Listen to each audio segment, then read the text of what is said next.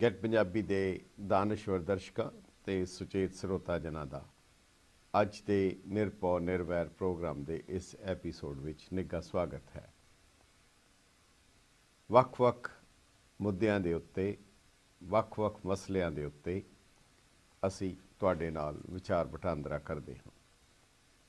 ਦਰਅਸਲ ਇਸ ਪ੍ਰੋਗਰਾਮ ਦਾ ਮਕਸਦ ਹੀ ਉਹਨਾਂ ਸਾਰੀਆਂ ਧਾਰਮਿਕ, ਰਾਜਨੀਤਿਕ, ਸਮਾਜਿਕ ਅਤੇ ਪੰਥਕ ਉਹਨਾਂ ਮਸਲਿਆਂ ਨੂੰ ਉਜਾਗਰ ਕਰਨਾ, ਉਹਨਾਂ ਦੇ ਉੱਤੇ ਨੀਝ ਲਾ ਕੇ ਉਹਨਾਂ ਦਾ ਵਿਸ਼ਲੇਸ਼ਣ ਕਰਨਾ ਔਰ ਤੁਹਾਡੇ ਵਿਚਾਰਾਂ ਦੇ ਨਾਲ ਉਸ ਨੂੰ ਪਰੋ ਕੇ, ਉਸ ਨੂੰ ਸਵਾਰ ਕੇ ਉੱਥੇ ਤੱਕ ਪਹੁੰਚਾਉਣਾ। ਤੁਹਾਡੀ ਆਵਾਜ਼, ਕਿਉਂਕਿ ਆਵਾਜ਼ ਖਲਕ ਨਕਾਰਾ ਖੁਦਾ ਹੈ, ਉੱਥੇ ਤੱਕ ਪਹੁੰਚਾਉਣਾ ਜਿੱਥੇ ਹੋਣੀ ਦੇ ਆਉਣ ਵਾਲੇ ਸਮੇਂ ਦੇ ਜਾਂ ਪਾਲਿਸੀਜ਼ ਤੈਅ ਹੁੰਦੀਆਂ ਹਨ ਤਾਂ ਕਿ ਉਹਨਾਂ ਤੱਕ ਇਹ ਆਵਾਜ਼ ਪਹੁੰਚੇ। ਇਹ ਇਸ ਪ੍ਰੋਗਰਾਮ ਦਾ ਮਕਸਦ ਹੈ, ਕੇਵਲ ਮਨ ਪਰਚਾਵਾ ਜਾਂ ਸਮੇਂ ਨੂੰ ਗੁਜ਼ਾਰਨ ਦਾ ਇਸ ਦਾ ਮਕਸਦ ਨਹੀਂ ਹੈ। ਅਸੀਂ ਇਸ ਪ੍ਰੋਗਰਾਮ ਦੇ ਵਿੱਚ ਜਿਹੜੇ ਕੁਝ ਛੋਟੀਆਂ ਸੁਰਖੀਆਂ ਤੁਹਾਡੇ ਨਾਲ ਸਾਂਝੀਆਂ ਕਰਾਂਗੇ ਔਰ ਫਿਰ ਅਸੀਂ ਮੁੱਖ ਮੁੱਦੇ ਦੇ ਉੱਤੇ ਆਵਾਂਗੇ। ਪਰ ਜੋ ਸਾਡੀ ਕੋਸ਼ਿਸ਼ ਹੈ ਕਿ ਠੀਕ 9 ਵਜੇ ਅਸੀਂ ਤੁਹਾਡੇ ਨਾਲ ਕਾਲਸ ਦੇ ਲਈ ਅਸੀਂ ਆਪਣੀਆਂ ਲਾਈਨਾਂ ਖੋਲਾਂਗੇ ਔਰ ਤੁਸੀਂ ਆਪਣੇ ਵਿਚਾਰ ਜ਼ਰੂਰ ਦੇ ਸਕਦੇ ਹੋ, ਕਿਉਂਕਿ ਇਹ ਜਿਹੜੇ ਵਿਚਾਰ ਹਨ ਇਹ ਬਹੁਤ ਹੀ ਅਹਿਮੀਅਤ ਰੱਖਦੇ ਹਨ, ਕਿਉਂਕਿ ਇਹਨਾਂ ਤੋਂ ਇਹ ਜ਼ਾਹਿਰ ਹੁੰਦਾ ਹੈ ਕਿ ਤੁਹਾਡੀ ਸੋਚ, ਉਹ ਜਿਹੜੀ ਸੋਚ ਪੇਸ਼ ਕੀਤੀ ਜਾ ਰਹੀ ਹੈ ਕਿ ਉਹਦੇ ਨਾਲ ਰਲਦੀ ਹੈ ਜਾਂ ਉਸ ਤੋਂ ਅੱਗੇ ਜਾਂਦੀ ਹੈ ਜਾਂ ਇਸ ਦੇ ਵਿੱਚ ਤੁਸੀਂ ਕੀ ਤਬਦੀਲੀ ਚਾਹੁੰਦੇ ਹੋ। ਸਾਨੂੰ ਇੰਤਜ਼ਾਰ ਹੋਏਗਾ ਤੁਹਾਡੀਆਂ ਕਾਲਸ ਦਾ, ਜਿਹੜੀਆਂ ਅਸੀਂ ਠੀਕ 9 ਵਜੇ ਲੈਣ ਦੀ ਪੂਰੀ ਕੋਸ਼ਿਸ਼ ਕਰਾਂਗੇ। ਜਿਸ ਮੁੱਖ ਮੁੱਦੇ ਦੇ ਉੱਤੇ ਅਸੀਂ ਤੁਹਾਡੇ ਨਾਲ ਗੱਲ ਕਰਾਂਗੇ ਉਹ ਇੱਕ ਸੁਰਖੀ ਦੇ ਵਿੱਚ ਅਸੀਂ ਜ਼ਿਕਰ ਵੀ ਕੀਤਾ ਸੀ। ਉਹ ਸੀ ਇੱਕ ਬਹੁਤ ਹੀ ਦਿਲ ਕੰਬਾਊ ਕਹਿ ਲਈਏ, ਹਿਰਦੇ ਵਿਦਾਰਕ ਕਹਿ ਲਈਏ, ਇੱਕ ਛੋਟੀ ਜਿਹੀ ਬੱਚੀ 8 ਸਾਲ ਦੀ ਜਿਹੜੀ ਇੰਗਲੈਂਡ ਤੋਂ ਆਪਣੇ ਮਾਪਿਆਂ ਦੇ ਨਾਲ ਪੰਜਾਬ ਗਈ ਸੀ ਔਰ ਉੱਥੇ ਉਸ ਦੀ ਮੌਤ ਹੋ ਗਈ। ਉਸਨੇ ਪ੍ਰਾਣ ਤਿਆਗ ਦਿੱਤੇ ਇੱਕ ਹਸਪਤਾਲ ਦੇ ਵਿੱਚ ਜਦੋਂ ਉਸ ਨੂੰ ਇੰਜੈਕਸ਼ਨ ਦਿੱਤਾ ਗਿਆ। ਘਰ ਵਾਲਿਆਂ ਨੇ ਇਸ ਦੇ ਉੱਤੇ ਖਦਸ਼ਾ ਜ਼ਾਹਿਰ ਕੀਤਾ ਕਿ ਸ਼ੱਕ ਦੀ ਨਜ਼ਰ ਜਦੋਂ ਗਈ ਤਾਂ ਉਸ ਦੇ ਉੱਤੇ ਫਿਰ ਪੋਸਟਮਾਰਟਮ ਹੋਇਆ ਔਰ ਉਹਨਾਂ ਨੂੰ ਫਿਰ ਕਿਹੜੀਆਂ ਤਕਲੀਫਾਂ 'ਚੋਂ ਲੰਘਣਾ ਪਿਆ। ਅੱਜ ਸਾਡੀ ਕੋਸ਼ਿਸ਼ ਹੋਏਗੀ ਕਿ ਗੁਰਕਿਰਨ ਕੌਰ ਲਾਇਲ ਨਾਂ ਦੀ ਇਸ ਬੱਚੀ, ਜਿਸਨੇ ਅਜੇ ਦੁਨੀਆ ਵੇਖਣੀ ਸੀ, ਜਿਸਨੇ ਅਜੇ ਬਹੁਤ ਕੁਝ ਕਰਨਾ ਸੀ, ਪਰ ਬਹੁਤ ਹੀ ਅਫਸੋਸ ਹੈ ਕਿ ਇਹ ਸਾਡੇ ਤੋਂ ਵਿਛੜ ਗਈ। ਅਸੀਂ ਬਹੁਤ ਹੀ ਸੀਨੀਅਰ ਪੱਤਰਕਾਰ ਜਿਹੜੇ ਟਾਈਮਜ਼ ਆਫ ਇੰਡੀਆ ਦੇ ਚੰਡੀਗੜ੍ਹ ਦੇ ਹਨ ਔਰ ਜਿਹੜੇ ਇੰਗਲੈਂਡ ਵੀ ਹੋ ਕੇ ਆਏ ਔਰ ਜਿਹੜੇ ਉੱਥੇ ਕਾਰਕੁਨ ਇਸ ਦੇ ਉੱਤੇ ਜਿਨ੍ਹਾਂ ਨੇ ਕੰਮ ਕੀਤਾ, ਉਹਨਾਂ ਦੇ ਨਾਲ ਵੀ ਉਹਨਾਂ ਦੀ ਗੱਲਬਾਤ ਹੋਈ। ਸਾਡੀ ਕੋਸ਼ਿਸ਼ ਹੋਏਗੀ ਕਿ ਆਪਣੇ ਉਸ ਪੱਤਰਕਾਰ ਸਾਥੀ ਦੇ ਨਾਲ ਅਸੀਂ ਚੰਡੀਗੜ੍ਹ ਗੱਲਬਾਤ ਕਰਕੇ ਤੁਹਾਡੇ ਰੂਬਰੂ ਕਰ ਸਕੀਏ। ਸੋ ਪਹਿਲਾ ਇਹ ਮੁੱਖ ਮੁੱਦਾ ਹੋਏਗਾ ਔਰ ਤੁਹਾਡੇ ਵੀ ਵਿਚਾਰ ਕਿ ਤੁਸੀਂ ਉਹਨਾਂ ਦੀ ਗੱਲ ਸੁਣ ਕੇ ਇਹ ਤੈਅ ਕਰਨਾ ਹੈ ਕਿ ਕੀ ਸਰਕਾਰੀ ਪੱਧਰ ਦੇ ਉੱਤੇ, ਨਿੱਜੀ ਪੱਧਰ ਦੇ ਉੱਤੇ ਜਾਂ ਸਾਡੀਆਂ ਸੰਸਥਾਵਾਂ ਦੇ ਪੱਧਰ ਦੇ ਉੱਤੇ ਜੋ ਹੋ ਰਿਹਾ ਕਿ ਉਹ ਕਾਫੀ ਹੈ ਜਾਂ ਉਹਦੇ ਵਿੱਚ ਕੋਈ ਸੁਧਾਰ ਦੀ ਜਾਂ ਤਬਦੀਲੀ ਦੀ ਲੋੜ ਹੈ। ਕਿਉਂਕਿ ਮਾਮਲਾ ਕੇਵਲ ਇੱਕ ਗੁਰਕਿਰਨ ਕੌਰ ਦਾ ਨਹੀਂ, ਬਲਕਿ ਆਉਣ ਵਾਲੇ ਸਮੇਂ ਵਿੱਚ ਹਰ ਕਿਸੇ ਨੂੰ ਕਦੇ ਵੀ ਪ੍ਰਭਾਵਿਤ ਕਰ ਸਕਦਾ ਹੈ। ਇਸ ਗੰਭੀਰ ਮਸਲੇ ਦੇ ਉੱਤੇ ਤੁਹਾਡੇ ਵਿਚਾਰ ਜ਼ਰੂਰ ਜਾਣਨੇ ਚਾਹਾਂਗੇ। ਦੂਜੀ ਜਿਹੜੀ ਘਟਨਾ ਬਹੁਤ ਹੀ ਮੰਦਭਾਗੀ, ਅਫਸੋਸਨਾਕ, ਦਤੀਆ ਜ਼ਿਲ੍ਹੇ ਮੱਧ ਪ੍ਰਦੇਸ਼ ਦੇ ਵਿੱਚ ਜਿਹੜੀ ਉੱਥੇ ਮੇਲਾ ਲੱਗਦਾ ਹੈ, ਰਤਨਗੜ੍ਹ ਮਾਤਾ ਦਾ ਮੰਦਿਰ ਚੰਬਲ ਵੈਲੀ ਦੇ ਵਿੱਚ ਹੈ ਔਰ ਉੱਥੇ ਕਾਫੀ ਭੀੜ ਇਕੱਠੀ ਹੋਈ ਔਰ ਪੁਲ ਦੇ ਉੱਤੇ ਸੀ ਔਰ ਭਗਦੜ ਮੱਚੀ, ਜਿਹਦੇ ਵਿੱਚ 115 ਜਾਨਾਂ ਗਈਆਂ। ਇੰਨਾ ਵੱਡਾ ਹਾਦਸਾ ਹੋਇਆ। ਹੁਣ ਇਸ ਦੇ ਲਈ ਕੌਣ ਦੋਸ਼ੀ ਹੈ? ਕੀ ਇੰਤਜ਼ਾਮੀਆ, ਹੀ ਜਿਨ੍ਹਾਂ ਨੇ ਪ੍ਰਬੰਧ ਕਰਨਾ ਸੀ, ਕਿਉਂਕਿ ਭੀੜ ਨੂੰ, ਟ੍ਰੈਫਿਕ ਨੂੰ, ਲੋਕਾਂ ਨੂੰ ਕੰਟਰੋਲ ਕਰਨਾ ਕੁਦਰਤੀ ਤੌਰ ਦੇ ਉੱਤੇ ਐਡਮਿਨਿਸਟ੍ਰੇਸ਼ਨ ਦਾ ਕੰਮ ਹੈ। ਪਰ ਉਸ ਦੇ ਵਿੱਚ ਕੁਤਾਹੀ ਹੋਈ। ਪਰ ਆਉਣ ਵਾਲੇ ਸਮੇਂ ਦੇ ਵਿੱਚ ਚੂੰਕਿ ਚੋਣਾਂ ਆਈਆਂ ਹਨ, ਇਸ ਕਰਕੇ ਰਾਜਨੀਤਿਕ ਪਾਰਟੀਆਂ ਇਸ ਦੇ ਵਿੱਚੋਂ ਵੀ ਲਾਹਾ ਲੈਣ ਤੋਂ ਆਪਣੇ ਆਪ ਨੂੰ ਨਹੀਂ ਰੋਕ ਸਕੇ। ਸਰਕਾਰ ਭਾਰਤੀ ਜਨਤਾ ਪਾਰਟੀ ਦੀ ਹੈ ਔਰ ਕਾਂਗਰਸ ਦੇ ਸੀਨੀਅਰ ਆਗੂਆਂ ਦਾ ਕਹਿਣਾ ਹੈ ਕਿ ਉੱਥੇ ਜਿਹੜੀ ਐਡਮਿਨਿਸਟ੍ਰੇਸ਼ਨ ਸੀ, ਉਹਨਾਂ ਨੇ senior BJP Bharatiya Janata party ਦੇ ਆਗੂਆਂ ਨੂੰ ਅੱਗੇ ਲੰਘਾਉਣਾ ਸੀ, ਜਿਸ ਕਰਕੇ ਉਹਨਾਂ ਨੇ ਪਬਲਿਕ ਦੇ ਉੱਤੇ ਲਾਠੀ ਚਾਰਜ ਕੀਤਾ, ਤਾਂ ਇਹ ਭਗਦੜ ਮੱਚੀ। ਕਾਰਨ ਜੋ ਵੀ ਹੋਏ, ਇਹ ਤਾਂ ਇਨਕੁਆਇਰੀ ਦੇ ਬਾਅਦ ਔਰ ਜਾਂਚ ਦੇ ਬਾਅਦ ਔਰ ਸਾਰਾ ਕੁਝ ਜਿਹੜੀ ਤਫਤੀਸ਼ ਹੋਏਗੀ ਉਸ ਤੋਂ ਬਾਅਦ ਸਾਹਮਣੇ ਆਏਗਾ। ਪਰ ਇਸ ਤਰ੍ਹਾਂ ਦੀਆਂ ਘਟਨਾਵਾਂ ਜਿਹੜੀਆਂ ਰੋਕੀਆਂ ਜਾ ਸਕਦੀਆਂ ਸੀ, ਜੇਕਰ ਐਡਮਿਨਿਸਟ੍ਰੇਸ਼ਨ ਅਗਰ ਸਹੀ ਇਹਤਿਆਤ ਵਰਤਦੀ। ਇਸ ਨੂੰ ਮੈਨ ਮੇਡ ਕੈਲਾਮਿਟੀ ਕਿਹਾ ਜਾ ਸਕਦਾ ਹੈ। ਇਹ ਦੂਸਰੀ ਜਿਹੜੀ ਬਹੁਤ ਹੀ ਮੰਦਭਾਗੀ ਘਟਨਾ, ਦਰਿਆ ਰਾਵ ਇੱਕ ਸਿੰਧ ਨਾਂ ਦਾ ਦਰਿਆ ਹੈ, ਜਿਸ ਦੇ ਉੱਤੇ ਇਹ ਪੁਲ ਸੀ ਔਰ ਉੱਥੇ ਭਗਦੜ ਮੱਚਣ ਦੇ ਨਾਲ 115 ਜਾਨਾਂ ਗਈਆਂ। ਤੀਸਰੀ ਘਟਨਾ ਜਾਂ ਸੁਰਖੀ ਜਿਹੜੀ ਸ਼ਾਇਦ ਆਉਣ ਵਾਲੇ ਸਮੇਂ ਦੇ ਵਿੱਚ ਕਈਆਂ ਨੂੰ ਪ੍ਰਭਾਵਿਤ ਕਰੇਗੀ, ਬੋਲਣ ਦੀ ਆਜ਼ਾਦੀ, ਧਾਰਮਿਕ ਆਜ਼ਾਦੀ ਦੇ ਉੱਤੇ ਇੱਕ ਬਹੁਤ ਵੱਡਾ ਪ੍ਰਸ਼ਨ ਚਿੰਨ੍ਹ ਕਾਇਮ ਕਰੇਗੀ। ਮਲੇਸ਼ੀਆ ਕੁਆਲਾਲੰਪੁਰ ਦੇ ਵਿੱਚ ਅਦਾਲਤ ਨੇ ਫੈਸਲਾ ਕੀਤਾ ਕਿ ਅੱਲਾਹ ਲਫ਼ਜ਼ ਜਿਹੜਾ ਹੈ ਇਹ ਕੇਵਲ ਮੁਸਲਮਾਨ ਵਰਤ ਸਕਦੇ ਹਨ, ਹੋਰ ਕਿਸੇ ਧਰਮ ਦੇ ਵਿੱਚ ਇਸ ਨੂੰ ਵਰਤਣ ਦੀ, ਧਰਮ ਨੂੰ ਮੰਨਣ ਵਾਲਿਆਂ ਨੂੰ ਇਹ ਲਫ਼ਜ਼ ਵਰਤਣ ਦੀ ਇਜਾਜ਼ਤ ਨਹੀਂ ਹੋਏਗੀ। ਇਹ ਇੱਕ ਬਹੁਤ ਦੂਰਗਾਮੀ ਇਸ ਦੇ ਨਤੀਜੇ ਨਿਕਲ ਸਕਦੇ ਹਨ, ਕਿਉਂਕਿ ਇਸ ਤੋਂ ਪਹਿਲਾਂ ਅਸੀਂ ਇਸੇ ਵਿਸ਼ੇ ਦੇ ਉੱਤੇ ਇੱਥੇ ਇਸੇ ਫੋਰਮ ਦੇ ਉੱਤੇ ਇੱਕ ਮੁਸਲਿਮ ਜਿਹੜੇ ਸਕਾਲਰ ਸਨ ਉਹਨਾਂ ਦੇ ਨਾਲ ਅਸੀਂ ਗੱਲਬਾਤ ਵੀ ਕੀਤੀ ਸੀ ਔਰ ਉਹਨਾਂ ਨੇ ਵੀ ਇਸ ਦੇ ਉੱਤੇ ਹੈਰਾਨੀ ਔਰ ਚਿੰਤਾ ਪ੍ਰਗਟ ਕੀਤੀ ਸੀ ਕਿ ਇਹ ਇਸਲਾਮ ਦੇ ਮੁੱਢਲੇ ਨਿਯਮਾਂ ਦੇ ਵਿਪਰੀਤ ਹੈ, ਕਿਉਂਕਿ ਗੁਰੂ ਸਾਹਿਬ ਨੇ ਵੀ ਗੁਰਬਾਣੀ ਦੇ ਵਿੱਚ ਵੀ ਕਈ ਥਾਵੇਂ ਅੱਲਾਹ ਲਫ਼ਜ਼ ਦੀ ਵਰਤੋਂ ਕੀਤੀ ਗਈ ਹੈ।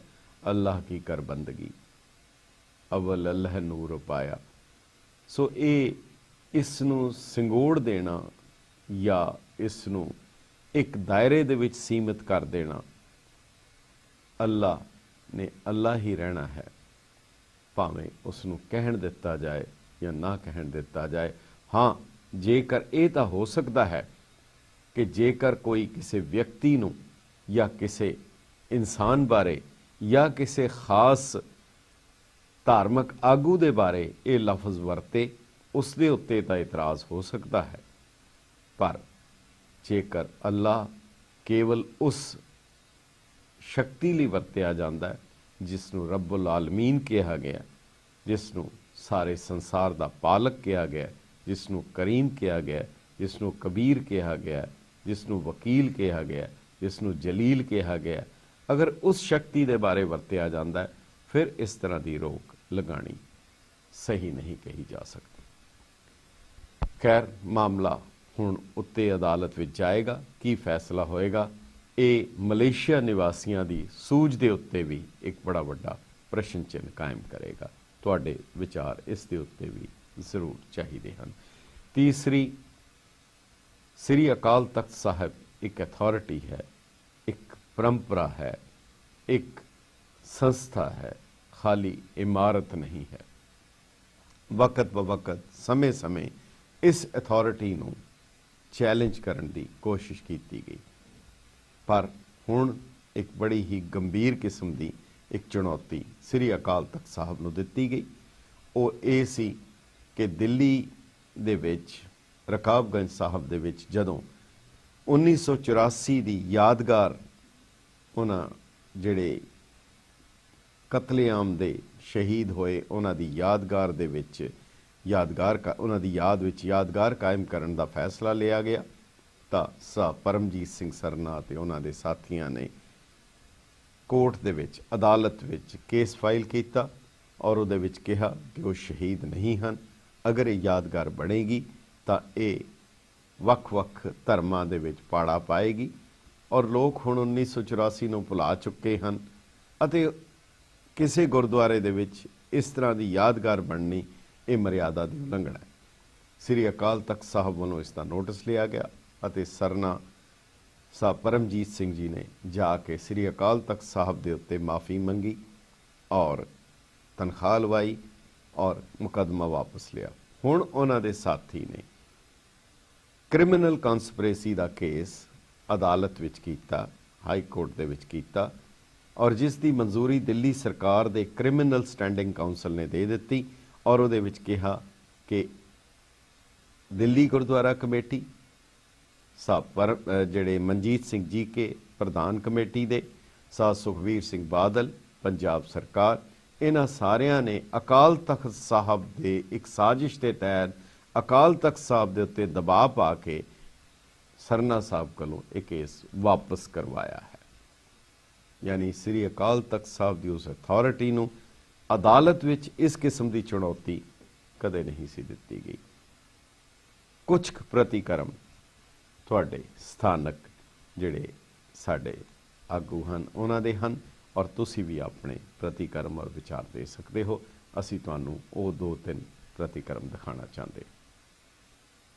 ਅੱਜ ਅਸੀਂ ਗੈਟ ਪੰਜਾਬੀ ਉਸ ਦੇ ਵੱਲੋਂ ਜੋ ਦਿੱਲੀ ਹਾਈ ਕੋਰਟ ਦੇ ਵਿੱਚ ਪਟੀਸ਼ਨ ਫਾਈਲ ਕੀਤੀ ਗਈ ਹੈ ਕਿ ਦਿੱਲੀ ਗੁਰਦੁਆਰਾ ਕਮੇਟੀ ਔਰ ਨਾਲ ਹੀ ਸ਼੍ਰੋਮਣੀ ਅਕਾਲੀ ਦਲ, ਸੁਖਬੀਰ ਸਿੰਘ ਬਾਦਲ, ਪੰਜਾਬ ਸਰਕਾਰ, ਇਹਨਾਂ ਸਾਰਿਆਂ ਨੇ ਮਿਲ ਕੇ ਇੱਕ ਕ੍ਰਿਮੀਨਲ ਕਨਸਪੀਰੇਸੀ ਰਚੀ ਹੈ ਕਿ ਜਿਹੜੇ ਸਰਨਾ ਸਾਹਿਬ ਦੇ ਕੋਲੋਂ ਕੇਸ ਵਾਪਸ ਕਰਾਇਆ ਹਾਈ ਕੋਰਟ ਦੇ ਵਿੱਚੋਂ, ਇਹਨਾਂ ਦੇ ਉੱਤੇ ਕ੍ਰਿਮੀਨਲ ਕੇਸ ਕੀਤਾ ਜਾਏ ਔਰ ਇਹਨਾਂ ਨੂੰ ਸਜ਼ਾ ਦਿੱਤੀ ਜਾਏ ਤਾਂ ਕਿ ਇਹ ਜਿਹੜਾ ਜੋ ਕੁਝ ਵੀ ਇਹਦੇ ਤੇ ਕਾਰਵਾਈ ਹੋਏ, ਕ੍ਰਿਮੀਨਲ ਕਨਸਪੀਰੇਸੀ ਹੈ।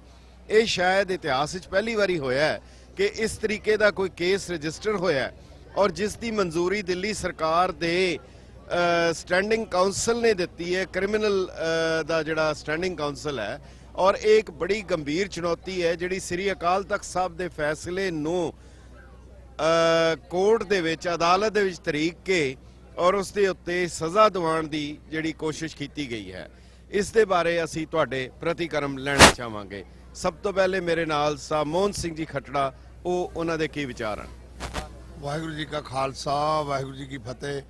ਇਹ ਜਿਹੜੀ ਲਾਂਬਾ ਸਾਹਿਬ ਤੁਸੀਂ ਸਰਨਾ ਭਰਾਵਾਂ ਦੀ ਗੱਲ ਕੀਤੀ ਹੈ, ਇਹ ਹੁਣ ਤੋਂ ਨਹੀਂ, ਇਹ ਸ਼ੁਰੂ ਤੋਂ ਹੀ ਇਹਨਾਂ ਨੇ ਸਿੱਖ ਕੌਮ ਦਾ ਬਹੁਤ ਨੁਕਸਾਨ ਕੀਤਾ। ਇਹ ਲੋਂਬੜ ਚਾਲਾਂ ਪਹਿਲਾਂ ਤੋਂ ਹੀ ਚੱਲਦੇ ਆ ਰਹੇ ਆ। ਜਿਹੜਾ ਇਹਨਾਂ ਨੇ ਸਟੈਪ ਲਿਆ ਹੁਣ ਅਕਾਲ ਤਖਤ ਸਾਹਿਬ ਨੂੰ, ਉਹਦੀ ਸਰਬਉੱਚਤਾ ਨੂੰ ਚੈਲੰਜ ਕੀਤਾ ਇੱਕ ਕਿਸਮ ਦਾ, ਤੇ ਕਿਉਂਕਿ ਹਰ ਇੱਕ ਸਿੱਖ ਮੇਰੇ ਖਿਆਲ ਇਸ ਗੱਲ ਤੋਂ ਜਾਣੂ ਹੈ। ਮੈਂ ਤਾਂ ਇਹੀ ਸੁਨੇਹਾ ਦੇਣਾ ਚਾਹੁੰਦਾ ਕਿ ਇਹਨਾਂ ਨੂੰ ਆਹ ਲੋਂਬੜ ਚਾਲਾਂ ਬੰਦ ਕਰ ਦੇਣੀਆਂ ਚਾਹੀਦੀਆਂ ਤੇ ਜੇ ਕਿਤੇ ਸਿੱਖ ਕੌਮ ਦੇ ਕਿਤੇ ਡਿੱਕੇ ਚੜ੍ਹ ਗਏ ਤੱਕੇ ਤਾਂ ਫਿਰ ਇਹਨਾਂ ਦਾ ਲੱਭਣਾ ਕੁਛ ਨਹੀਂ। ਵਾਹਿਗੁਰੂ ਜੀ ਕਾ ਖਾਲਸਾ, ਵਾਹਿਗੁਰੂ ਜੀ ਕੀ ਫਤਿਹ। ਬਹੁਤ ਬਹੁਤ ਇਸ ਤੋਂ ਪਹਿਲਾਂ ਵੀ ਜੋ ਕਿ ਰਾਗੀ ਦਰਸ਼ਨ ਸਿੰਘ, ਕਿਉਂਕਿ ਬਹੁਤ ਸਾਰੇ ਲੋਕ ਉਹਨੂੰ ਪ੍ਰੋਫੈਸਰ ਕਹਿੰਦੇ ਆ, ਉਹਦੇ ਕੋਲ ਪ੍ਰੋਫੈਸਰ ਦੀ ਤਾਂ ਕੋਈ ਡਿਗਰੀ ਨਹੀਂ। ਉਹਨੇ ਵਰਜੀਨੀਆ ਦੇ ਵਿੱਚ ਵੀ ਬਹੁਤ ਹੱਥਕੰਡੇ ਅਪਣਾਏ ਸੀ ਸਿੱਖ ਕੌਮ ਨੂੰ ਵੰਡਣ ਲਈ। ਉਹਨਾਂ ਨੇ ਕਿਹਾ ਸੀ ਬਾਹਰਲੇ ਸਿੱਖਾਂ ਨੂੰ ਅਕਾਲ ਤਖਤ ਸਾਹਿਬ ਦਾ ਇਹ ਨਹੀਂ ਹੈਗਾ ਜੀ, ਕਿਉਂਕਿ ਇਹ ਜਿਹੜੇ ਕੁਝ ਬੰਦੇ ਹੈਗੇ ਜਿਹੜੇ ਆਪਣੇ ਫਿਰਕੂ ਪ੍ਰੈਸ ਕਰਦੇ ਆ, ਤੇ ਸਾਰੀ ਸਿੱਖ ਕੌਮ ਨੂੰ ਬੇਨਤੀ ਹੈ ਕਿ ਇਹਨਾਂ ਤੋਂ ਸੁਚੇਤ ਰਹਿਣਾ ਚਾਹੀਦਾ ਹੈ। ਜਿੱਦਾਂ ਰਾਗੀ ਦਰਸ਼ਨ ਸਿੰਘ ਦਾ ਮੋਰਚਾ ਫਤਿਹ ਹੋਇਆ ਤੇ ਜਿੱਦਾਂ ਕਿ ਦਿੱਲੀ ਦੇ ਵੋਟਰਾਂ ਨੇ ਸਰਨਾ ਭਰਾਵਾਂ ਨੂੰ ਵਿਦਾਇਗੀ ਦਿੱਤੀ ਹੈ, ਤੇ ਮੇਰੇ ਖਿਆਲ 'ਚ ਉਹਨਾਂ ਨੂੰ ਹੋਰ ਕਿਤੇ ਜਾ ਕੇ ਹੁਣ ਬਾਹਰਲੀ ਕਿਸੇ ਕੰਟਰੀ 'ਚ ਰਹਿ ਜਾਣਾ ਚਾਹੀਦਾ, ਕਿਉਂਕਿ ਦਿੱਲੀ ਰਹਿਣ ਦੇ ਤਾਂ ਉਹ ਯੋਗ ਨਹੀਂ ਜੀ। ਵਾਹਿਗੁਰੂ ਜੀ ਕਾ ਖਾਲਸਾ, ਵਾਹਿਗੁਰੂ ਜੀ ਕੀ। ਮੈਂ ਵੈਲਫੇਅਰ ਸੋਸਾਇਟੀ ਦਾ ਪ੍ਰਧਾਨ ਰਿਹਾ, ਤੇ ਜੋ ਸਰਨਾ ਭਰਾਵਾਂ ਨੇ ਆਪਣੇ ਕੋਰਟ ਵਿੱਚ ਜਾ ਕੇ ਗੁਰੂ ਅਕਾਲ ਤਖਤ ਦੇ ਜਾਂ ਸਿੱਖਾਂ ਦੇ ਮੇਨ ਆਪਣੇ ਅਕਾਲ ਤਖਤ ਦੇ ਕਰਦੇ ਨੇ, ਇਹਨਾਂ ਤੇ ਅਸੀਂ ਬਹੁਤ ਉਲਟ ਹੈਗੇ ਹਾਂ ਤੇ ਸਾਡੀ ਬਹੁਤ ਠੋਸ ਪਹੁੰਚੀ ਹੈ। ਤੇ ਅਸੀਂ ਇਹ ਨਹੀਂ ਚਾਹੁੰਦੇ ਕਿ ਸਰਨਾ ਭਰਾਵਾਂ ਨੂੰ ਇਹ ਕਰਨਾ ਚਾਹੀਦਾ ਤੇ ਇਹਨਾਂ ਨੂੰ ਫੜ ਕੇ ਦੋਵਾਂ ਭਰਾਵਾਂ ਨੂੰ ਜੇਲ੍ਹ 'ਚ ਕਰਨਾ ਚਾਹੀਦਾ। ਤੇ ਅਸੀਂ ਇਹ ਨਹੀਂ ਚਾਹੁੰਦੇ ਕਿ ਗੁਰੂ ਗ੍ਰੰਥ ਸਾਹਿਬ ਦੇ ਜਾਂ ਆਪਣੇ ਅਕਾਲ ਤਖਤ ਦੇ ਕੋਈ ਸਾਡੇ ਤੇ ਕਰੇਗਾ, ਸਾਨੂੰ ਬਹੁਤ ਠੇਸ ਹੈ। ਸਾਰੇ ਭਰਾਵਾਂ ਨੂੰ ਰਲ ਕੇ ਵਾਹਿਗੁਰੂ ਖਾਲਸਾ, ਵਾਹਿਗੁਰੂ ਖਾਲਸਾ, ਵਾਹਿਗੁਰੂ ਜੀ ਫਤਿਹ।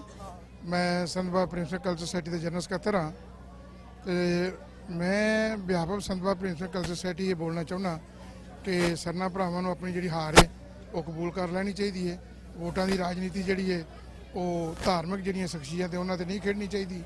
ਇਹ ਆਉਣ ਵਾਲੇ ਭਵਿੱਖ ਵਿੱਚ ਸਿੱਖ ਕੌਮ ਲਈ ਮਾਰੂ ਨੀਤੀ ਹੈ, ਕਿਉਂਕਿ ਜੇ ਅੱਜ ਅਸੀਂ ਆਪਣੇ ਵੱਡਿਆਂ ਦਾ ਜਥੇਦਾਰਾਂ ਦਾ ਸਤਿਕਾਰ ਗਵਾਵਾਂਗੇ ਤੇ ਦੂਜੀਆਂ ਕੌਮਾਂ ਵੀ ਜਿਹੜੀਆਂ ਨੇ ਉਹਨਾਂ ਦਾ ਸਤਿਕਾਰ ਨਹੀਂ ਕਰਨਗੀਆਂ।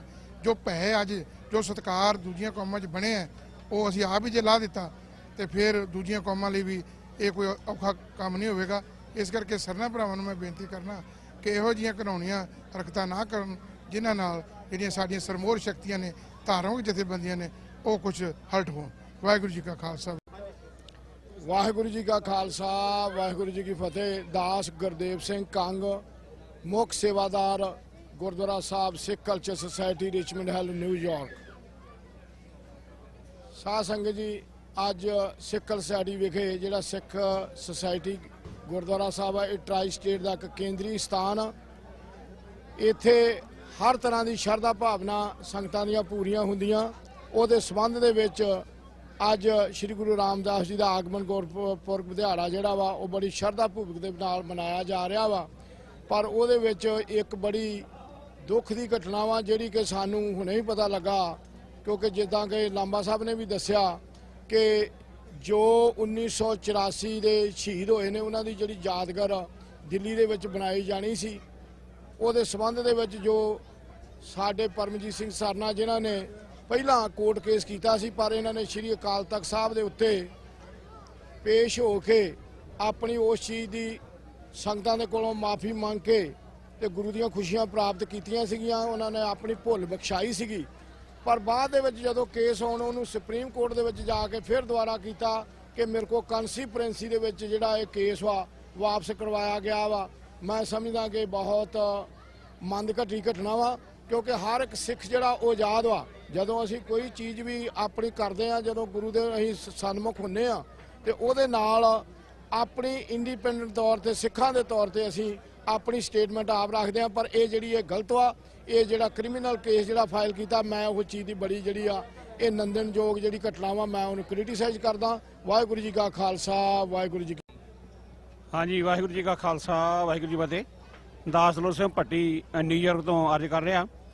ਆਪਣੇ ਜੋ ਵੀ ਇਹ ਇਸ ਵੇਲੇ ਨਹੀਂ ਬਿਆਨ ਦਿੱਤਾ ਸਰਨਾ ਜੀ ਨੇ ਵੀ ਮੇਰੇ ਤੇ ਪ੍ਰੈਸ਼ਰ ਪਾ ਕੇ ਜਿਹੜਾ ਆਪਣਾ ਕੇਸ ਆ ਉਹ ਵਾਪਸ ਕਰਾਇਆ ਗਿਆ, ਇਹ ਟੋਟਲੀ ਜਿਹੜਾ ਇੱਕ ਝੂਠ ਦਾ ਪਲੰਦਾ ਆ।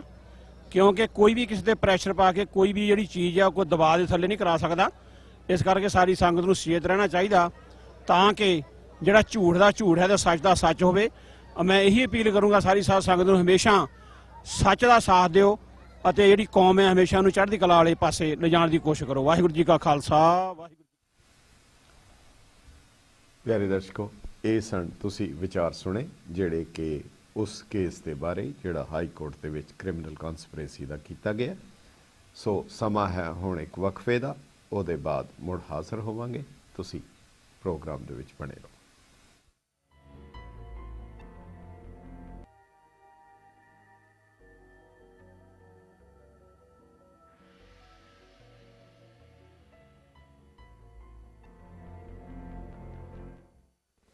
ਗੈਟ ਪੰਜਾਬੀ ਦੇ ਦਾਨਸ਼ਵਰ ਦਰਸ਼ਕਾਂ ਤੇ ਸੁਚੇਤ ਸਰੋਤਾ ਜਨਾਂ ਦਾ ਵਕਫੇ ਦੇ ਬਾਅਦ ਨਿੱਘਾ ਸਵਾਗਤ ਹੈ। ਜਿਵੇਂ ਤੁਹਾਡੇ ਨਾਲ ਪਹਿਲਾਂ ਅਸੀਂ ਸੁਰਖੀਆਂ ਦੇ ਵਿੱਚ ਜ਼ਿਕਰ ਕੀਤਾ ਸੀ ਕਿ ਇੰਗਲੈਂਡ ਦੇ ਰਹਿਣ ਵਾਲੇ ਲਾਇਲ ਪਰਿਵਾਰ ਉਹ ਆਪਣੀ ਬੱਚੀ ਦੇ ਨਾਲ ਪੰਜਾਬ ਗਏ ਔਰ ਉੱਥੇ 2 ਅਪ੍ਰੈਲ ਨੂੰ ਉਹਨਾਂ ਦੀ ਬੇਟੀ ਜਿਹੜੀ 8 ਸਾਲ ਦੀ ਗੁਰਕਿਰਨ ਕੌਰ ਲਾਇਲ ਸੀ, ਉਸ ਦਾ ਮੌਤ ਹੋ ਗਈ ਕਿਸੇ ਹਸਪਤਾਲ ਦੇ ਵਿੱਚ, ਨਿੱਜੀ ਹਸਪਤਾਲ ਕਲੀਨਿਕ ਦੇ ਵਿੱਚ, ਔਰ ਜਿੱਥੇ ਉਸ ਨੂੰ ਕੋਈ ਇੰਜੈਕਸ਼ਨ ਦਿੱਤਾ ਗਿਆ ਸੀ। ਘਰਦਿਆਂ ਨੇ ਸ਼ੱਕ ਜ਼ਾਹਿਰ ਕੀਤਾ ਔਰ ਉਸ ਦੇ ਬਾਅਦ ਉਸ ਦੇ ਪੋਸਟਮਾਰਟਮ ਲਈ ਉਹ ਪੁਲਿਸ ਦੇ ਰਾਹੀਂ ਉਹਦੀ ਜਿਹੜੀ ਦੇਹ ਸੀ ਉਹ ਪੁਲਿਸ ਦੇ ਕੋਲ ਚਲੀ ਗਈ। ਬਾਅਦ ਵਿੱਚ ਉਹਨਾਂ ਨੇ ਉਸ ਦਾ ਸਰੀਰ ਵਾਪਸ ਕੀਤਾ ਔਰ ਜਦੋਂ ਇੰਗਲੈਂਡ ਲੈ ਕੇ ਮਾਪੇ ਵਾਪਸ ਆਏ ਤਾਂ ਉਹਨਾਂ ਨੇ ਦੇਖਿਆ ਕਿ ਉਸ ਦੇ ਕੁਝ ਅੰਗ ਵਿੱਚੋਂ ਨਹੀਂ ਸਨ। ਬਾਅਦ ਵਿੱਚ ਇਹ ਪਤਾ ਲੱਗਾ ਕਿ ਉਹ ਚੋਕੇ ਇੱਕ ਪੁਲਿਸ ਕੇਸ ਸੀ, ਇਸ ਕਰਕੇ ਉਹ ਪ੍ਰੋਸੀਜਰ ਦੇ ਮੁਤਾਬਕ ਉਹ ਅੰਗ ਕੱਢ ਲਏ ਗਏ ਔਰ ਉਹਨਾਂ ਨੂੰ ਉੱਥੇ ਰੱਖਿਆ ਗਿਆ। FSL ਜਿਹੜੀ ਖਰੜ ਦੀ ਲੈਬ ਹੈ ਉਹਦੇ ਵਿੱਚ ਟੈਸਟ ਵਾਸਤੇ ਰੱਖਿਆ ਗਿਆ। ਪਰ ਕਾਫੀ ਚਿਰ ਦੇ ਬਾਅਦ ਬਾਰ-ਬਾਰ ਕਹਿਣ ਦੇ ਬਾਅਦ ਉਹਨਾਂ ਨੂੰ ਵਾਪਸ ਨਹੀਂ ਭੇਜਿਆ ਗਿਆ ਔਰ 6 ਮਹੀਨੇ ਦੇ ਬਾਅਦ ਹੁਣ ਵਾਪਸ ਹੋਏ। ਇਹ ਜਿਹੜੀ ਘਰ ਵਾਲਿਆਂ ਦੇ ਉੱਤੇ ਇੱਕ ਤਾਂ ਇੱਕ ਪ੍ਰਾਣੀ ਦੇ ਚਲੇ ਜਾਣ ਦੇ ਬਾਅਦ ਔਰ ਦੂਸਰਾ ਜਿਸ ਤਰੀਕੇ ਦੇ ਨਾਲ ਇੱਕ ਇਨਸੈਂਸਿਟਿਵਿਟੀ, ਦੇਰੀ ਔਰ ਫਿਰ ਜਦੋਂ ਅੰਗ ਵਾਪਸ ਆਏ ਕਿਸ ਹਾਲਤ ਵਿੱਚ ਹੈ, ਕੀ ਦੁਬਾਰਾ ਹੋ ਸਕਦੀ ਹੈ ਉਹਨਾਂ ਦੀ ਆਟੋਪਸੀ ਜਾਂ ਪੋਸਟਮਾਰਟਮ, ਇਹਦੇ ਤੇ ਸਾਡੇ ਨਾਲ ਗੱਲ ਕਰਨਗੇ ਟਾਈਮਜ਼ ਆਫ ਇੰਡੀਆ ਦੇ ਸੀਨੀਅਰ ਪੱਤਰਕਾਰ ਰੋਹਨ ਦੁਆ ਜੀ, ਜਿਹੜੇ ਕਿ ਇੰਗਲੈਂਡ ਵੀ ਗਏ ਔਰ ਉੱਥੇ ਐਕਟਿਵਿਸਟ ਨਰਿੰਦਰ ਕੌਰ ਕੂਨਰ ਦੇ ਨਾਲ ਵੀ ਉਹਨਾਂ ਨੇ ਗੱਲਬਾਤ ਕੀਤੀ, ਇਸ ਸਾਰੇ ਮਾਮਲੇ ਦੇ ਨਾਲ ਜੁੜੇ ਹਨ। ਰੋਹਨ ਦੁਆ ਜੀ, ਗੈਟ ਪੰਜਾਬੀ ਰਾਹੀਂ ਅਮਰੀਕਾ ਅਤੇ ਕੈਨੇਡਾ ਦੇ ਦਰਸ਼ਕਾਂ ਦੇ ਰੂਬਰੂ ਹੋਣ ਲਈ ਤੁਹਾਡਾ ਨਿੱਘਾ ਸਵਾਗਤ ਹੈ। ਜੀ ਆਇਆਂ ਨੂੰ ਐਂਡ ਵੈਲਕਮ।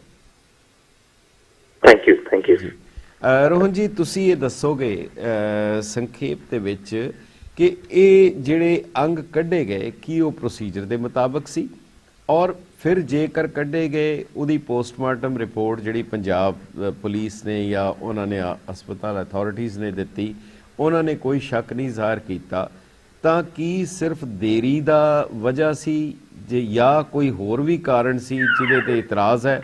ਕਿਉਂਕਿ ਘਰਦਿਆਂ ਨੇ ਸ਼ੁਰੂ ਵਿੱਚ ਇਹ ਵੀ ਖਦਸ਼ਾ ਜ਼ਾਹਿਰ ਕੀਤਾ ਸੀ ਕਿ ਜਿਸ ਤਰ੍ਹਾਂ ਕੋਈ ਰੈਕਟ ਹੈ ਕਿ ਉਹਦੇ ਅੰਗ ਜਿਹੜੇ ਕੱਢੇ ਗਏ ਆ ਉਹ ਕਿਸੇ ਸਾਜ਼ਿਸ਼ ਦੇ ਤਹਿਤ ਕੱਢੇ ਗਏ।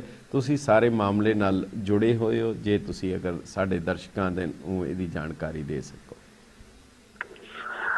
ਦੇਖੋ ਜੀ, ਮੈਂ ਸਭ ਤੋਂ ਪਹਿਲਾਂ ਤਾਂ ਇਹ ਕਹਿਣਾ ਚਾਹੁੰਦਾ ਕਿ ਇਹ ਸਭ ਤੋਂ ਵੱਡੀ ਮਿਸਟੇਕ ਜਿਹੜੀ ਪੰਜਾਬ ਸਰਕਾਰ ਵੱਲੋਂ ਹੋਈ ਹੈਗੀ ਕਿ ਇਹਨਾਂ ਨੇ ਨਾ ਤੇ ਪੰਜਾਬ ਉਹ ਜਿਹੜੇ ਪੇਰੈਂਟਸ ਵਿਜ਼ਿਟ ਕਰੇ ਸੀ ਉਹਨਾਂ ਨੂੰ ਦੱਸਿਆ ਕਿ ਤੁਹਾਡੇ ਬੱਚਿਆਂ ਦੇ ਬੱਚੀ ਦੇ ਅੰਗ ਅਸੀਂ ਰੱਖ ਲਏ ਹੈਗੇ ਨੇ, ਤੇ ਨਾ ਇਹਨਾਂ ਨੇ ਇਹ ਦੱਸਿਆ ਕਿ ਕਿਉਂ ਰੱਖੇ ਹੈਗੇ ਨੇ। ਕਿਉਂਕਿ ਜਿਹੜੇ ਬੱਚੀ ਦੇ ਪੇਰੈਂਟਸ ਹੈਗੇ ਨੇ ਉਹ ਕਾਫੀ ਸਾਲਾਂ ਤੋਂ 15 ਸਾਲਾਂ ਤੋਂ UK 'ਚ ਰਹਿ ਰਹੇ ਹੈਗੇ ਨੇ, ਬਰਮਿੰਘਮ ਵਿੱਚ। ਜਦੋਂ ਬੱਚੀ ਬਿਮਾਰ ਹੋਈ ਸਭ ਤੋਂ ਪਹਿਲਾਂ ਉਹ ਸਰਕਾਰੀ ਹਸਪਤਾਲ ਪਟਿਆਲਾ ਲੈ ਕੇ ਗਏ, ਫਿਰ ਉਹਦੇ ਬਾਅਦ ਖੰਨਾ ਲੈ ਕੇ ਗਏ ਨੇ ਪ੍ਰਾਈਵੇਟ ਹਸਪਤਾਲ। ਰਾਤੀ 11 ਵਜੇ ਤੁਹਾਨੂੰ ਪਤਾ ਹੈਗਾ ਕਿ ਬਹੁਤ ਔਖਾ ਹੋ ਜਾਂਦਾ ਹੈਗਾ ਪੰਜਾਬ ਵਿੱਚ, ਹਜੇ ਵੀ ਸੜਕਾਂ ਨਹੀਂ ਪ੍ਰੋਪਰ ਬਣੀਆਂ ਨੇ, ਤੇ ਰਾਤੀ ਜਿਸ ਹਸਪਤਾਲ ਲੈ ਕੇ ਗਏ ਨੇ ਉੱਥੇ ਕੁਐਕ ਡਾਕਟਰ ਜਿਹੜੇ ਨੀਮ ਹਕੀਮ ਹੁੰਦੇ ਨੇ ਹਰ ਪਾਸੇ ਪੰਜਾਬ ਵਿੱਚ ਹਜੇ ਵੀ ਹੈਗੇ ਨੇ, ਉੱਥੇ ਲੈ ਕੇ ਗਏ। ਉਹ ਬੱਚੀ ਤੇ ਉੱਥੇ ਜਦੋਂ ਉਹਨਾਂ ਨੇ ਦੱਸਿਆ ਕਿ ਇਸ ਤਰ੍ਹਾਂ ਉਹਨੂੰ ਡੀਹਾਈਡਰੇਸ਼ਨ ਹੋ ਰਹੀ ਹੈਗੀ, ਤੇ ਉਹਨੂੰ ਇੱਕ ਪ੍ਰਾਈਵੇਟ ਲੈਬ ਵਿੱਚ ਪ੍ਰਾਈਵੇਟ ਹਸਪੀਟਲ ਜਾ ਕੇ ਇਹਨਾਂ ਨੇ ਇੰਜੈਕਸ਼ਨ ਦਿਲਵਾਤਾ। ਉਸ ਨੀਮ ਹਕੀਮ ਨੇ ਜਿਹੜਾ ਇੰਜੈਕਸ਼ਨ ਦਿੱਤਾ ਉਹਦਾ ਹਜੇ ਤੱਕ ਕਿੱਥੇ ਵੀ ਪੰਜਾਬ ਸਰਕਾਰ ਨੇ ਨਾ ਹੀ ਪੰਜਾਬ ਪੁਲਿਸ ਨੇ ਕਿੱਥੇ ਜ਼ਿਕਰ ਕਰਿਆ ਹੈਗਾ। ਉਹਨੂੰ ਦਬਾਤਾ ਹੈਗਾ ਉਸ ਰਿਪੋਰਟ ਨੂੰ ਕਿ ਉਹ ਕੁਐਕ ਡਾਕਟਰ ਸੀਗਾ ਜਾਂ ਨੀਮ ਹਕੀਮ ਸੀਗਾ। ਉਹਦੇ ਬਾਅਦ ਹੀ ਇਹ ਸਾਰੀਆਂ ਗੱਲਾਂ ਸਾਹਮਣੇ ਆਈਆਂ ਨੇ।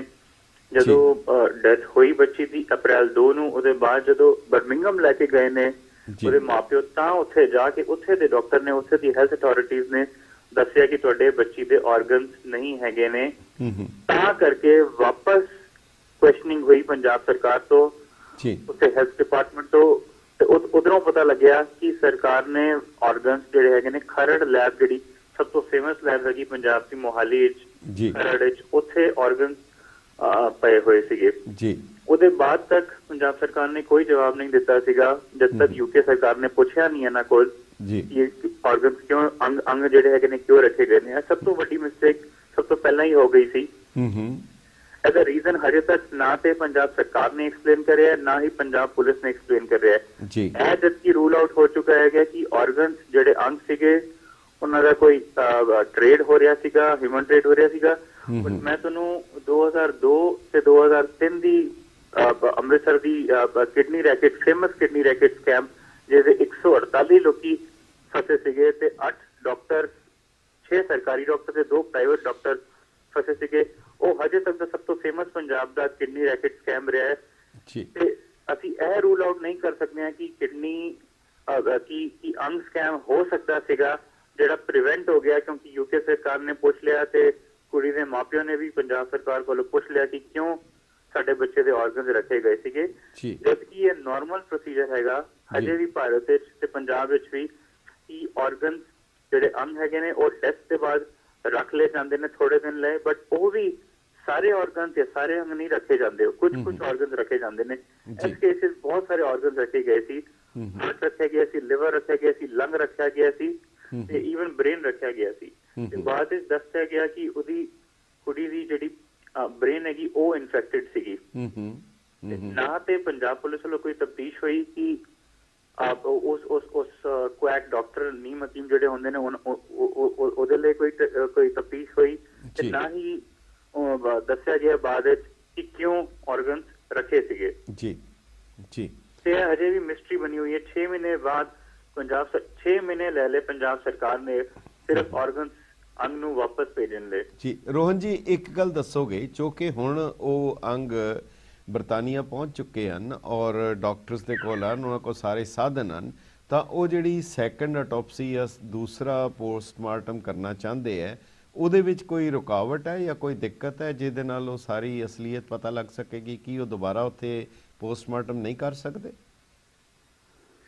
ਬਿਲਕੁਲ ਨਹੀਂ ਕਰ ਸਕਦੇ ਹੁਣ ਕਿਉਂਕਿ ਯੂਕੇ ਸਰਕਾਰ ਨੇ ਫਿਰ ਪੰਜਾਬ ਸਰਕਾਰ ਕੋਲੋਂ ਇਹ ਪੁੱਛਿਆ ਹੈਗਾ ਕਿ ਤੁਸੀਂ ਕਿਉਂ ਇੱਕ ਪ੍ਰੋਸੀਜਰ ਹੁੰਦਾ ਹੈ ਇੰਬਾਮਿੰਗ ਜਿਹਨੂੰ ਕਿਹਾ ਜਾਂਦਾ ਹੈ ਇੰਬਾਮਿੰਗ ਜੀ ਇੰਬਾਮਿੰਗ ਵਿੱਚ ਜਿਹੜੇ ਸਾਰੇ ਅੰਗ ਹੁੰਦੇ ਉਹਨਾਂ ਨੂੰ ਇੱਕ ਲਿਕੁਇਡ ਵਿੱਚ ਫਲੂਇਡ ਵਿੱਚ ਪਾ ਦਿਆ ਜਾਂਦਾ ਹੈਗਾ ਕਿ ਉਹ ਉਹਨਾਂ ਨੂੰ ਡੈਮੇਜ ਨਾ ਹੋਏ ਜੀ ਜੀ ਉਹ ਵੀ ਇਹ ਵਾਲਾ ਪ੍ਰੋਸੀਜਰ ਵੀ ਰੈਗੂਲਰ ਹੈਗਾ ਇੰਡੀਆ ਵਿੱਚ ਬਹੁਤ ਕਾਮਨ ਹੈਗਾ ਕਿ ਡੈਥ ਦੇ ਜੇ ਆਰਗਨਸ ਰੱਖੇ ਜਾਂਦੇ ਨੇ ਇਨਵੈਸਟੀਗੇਸ਼ਨ ਦੇ ਤੌਰ ਤੇ ਜੀ ਅੰਗ ਰੱਖੇ ਜਾਂਦੇ ਨੇ ਇਨਵੈਸਟੀਗੇਸ਼ਨ ਦੇ ਤੌਰ ਤੇ ਰੱਖੇ ਜਾਂਦੇ ਨੇ ਤੇ ਉਹਨਾਂ ਨੂੰ ਇੱਕ ਫਲੂਇਡ ਵਿੱਚ ਪਾ ਦਿਆ ਜਾਂਦਾ ਹੈਗਾ ਪਰ ਯੂਕੇ ਸਰਕਾਰ ਵੱਲੋਂ ਨਾਲੇ ਕੁੜੀ ਤੇ ਫੈਮਿਲੀ ਵੱਲੋਂ ਇਹ ਰਿਕੁਐਸਟ ਕਹੀ ਗਈ ਸੀ ਜੀ ਪੰਜਾਬ ਸਰਕਾਰ ਨੂੰ ਰਿਟਨ ਰਿਕੁਐਸਟ ਸੀਗੀ ਤੁਸੀਂ ਸਾਡੇ ਬੱਚੇ ਦੇ ਹੁਣ ਆਰਗਨਸ ਘੱਟ ਤੋਂ ਘੱਟ ਫਲੂਇਡ ਵਿੱਚ ਨਾ ਪਾਓ ਤਾਂ ਕਿ ਜਿਹੜੀ ਪੋਸਟਮਾਰਟਮ ਰਿਪੋਰਟ ਹੈਗੀ ਉਹ second postmortem report first postmortem report ਤੇ ਤੁਸੀਂ ਆਲਰੇਡੀ ਆਪਣੀ ਕੰਡਕਟ ਕਰਤੀ ਹੈਗੀ ਪੰਜਾਬ ਵਿੱਚ ਤੇ ਤੁਸੀਂ ਰਿਪੋਰਟ ਕਰਤਾ ਕਿ ਕੁਝ ਨਹੀਂ ਹੋਇਆ ਹੁਣ ਘੱਟ ਤੋਂ ਘੱਟ ਜਿਹੜੀ ਯੂਕੇ ਸਰਕਾਰ ਕਰਨੀ ਚਾਹੁੰਦੀ ਹੈਗੀ ਕਿ ਕੋਈ ਫਾਉਲ ਪਲੇ ਸੀਗਾ ਜਾਂ ਨਹੀਂ ਸੀਗਾ ਉਹਨੂੰ ਤੁਸੀਂ ਅਲਾਉ ਕਰੋ ਇੰਬਾਮਿੰਗ ਨਾ ਹੋਏ ਉਹਨਾਂ ਨੇ ਫਿਰ ਵੀ ਇੰਬਾਮਿੰਗ ਕਰੀ ਤੇ ਹੁਣ ਜਿਹੜੀ ਹੈਗੀ ਸੈਕਿੰਡ ਲੈਟਰ ਪਹੁੰਚੀ ਹੈਗੀ ਯੂਕੇ ਸਰਕਾਰ ਵੱਲੋਂ ਨਾਲੇ ਕੁੜੀ ਦੇ ਮਾਪੇ ਵੱਲੋਂ ਦੈਟ ਕਿਉਂ ਇੰਬਾਮਿੰਗ ਕਰੀ ਗਈ ਜਦੋਂ ਅਸੀਂ ਰਿਕੁਐਸਟ ਕਰੀ ਸੀਗੀ ਕਿ ਆਰਗਨਸ ਅੰਗਾਂ ਨੂੰ ਉਹ ਫਲੂਇਡ ਵਿੱਚ ਨਾ ਪਾਇਆ ਜਾਏ ਤੇ ਹੁਣ ਜਿਹੜੀ ਸੈਕਿੰਡ ਆਟੋਪਸੀ ਹੋਣੀ ਹੈਗੀ ਉਹ ਬਹੁਤ ਔਖੀ ਹੋ ਜਾਂਦੀ ਹੈਗੀ ਕਿ ਜਦੋਂ ਅਪਰੂਵ ਹੋ ਜਾਂਦਾ ਹੈ ਕਿ ਉਹ ਇੰਬਾਮਿੰਗ ਜਿਹੜਾ ਪ੍ਰੋਸੀਜਰ ਸੀਗਾ ਉਹ ਕਰਿਆ ਗਿਆ ਸੀ ਖਰੜ ਲੈਬ ਵਿੱਚ ਜੀ ਜੀ ਜੀ ਜੀ ਜੀ ਜੀ ਰੋਹਨ ਜੀ ਤੁਸੀਂ ਕਾਫੀ ਅਹਿਮ ਜਾਣਕਾਰੀ ਦਿੱਤੀ ਸਾਡਾ ਇਹ ਪ੍ਰੋਗਰਾਮ ਕਰਨ ਦਾ ਮਕਸਦ ਸਿਰਫ ਇੱਕੋ ਹੀ ਹੈ ਕਿਉਂਕਿ ਸਾਡੀ ਇੱਛਾ ਹੋਏਗੀ ਕਿ ਇਹ ਅਖੀਰਲੀ ਘਟਨਾ ਹੋਏ ਮੁੜ ਨਾ ਵਾਪਰੇ ਪਰ ਇਹਦੇ ਲਈ ਕੀ ਹੋ ਸਕਦਾ ਹੈ ਸੰਸਥਾਵਾਂ ਮੀਡੀਆ ਔਰ ਬਾਕੀ ਕੀ ਕਰ ਸਕਦੇ ਹੈ ਜਾਂ ਤੁਸੀਂ ਕੀ ਸਮਝਦੇ ਹੋ ਵਾਕਈ ਹੋਏਗਾ ਕਿ ਇਸ ਨੂੰ ਵੀ ਇੱਕ ਖਬਰ ਦੇ ਤੌਰ ਦੇ ਉੱਤੇ ਹੀ ਅੱਗੇ ਤੋਰ ਦਿੱਤਾ ਜਾਏਗਾ ਇੱਕ ਛੋਟੇ ਜਿਹੇ ਵਕਫੇ ਦੇ ਬਾਅਦ ਮੁੜ ਹਾਜ਼ਰ ਹੁੰਦੇ ਆ ਤੁਸੀਂ ਕਿਰਪਾ ਕਰਕੇ ਲਾਈਨ ਦੇ ਉੱਤੇ ਬਣੇ ਰਹੋ ਤੁਹਾਡੀ ਬੜੀ ਮਿਹਰਬਾਨੀ ਜੀ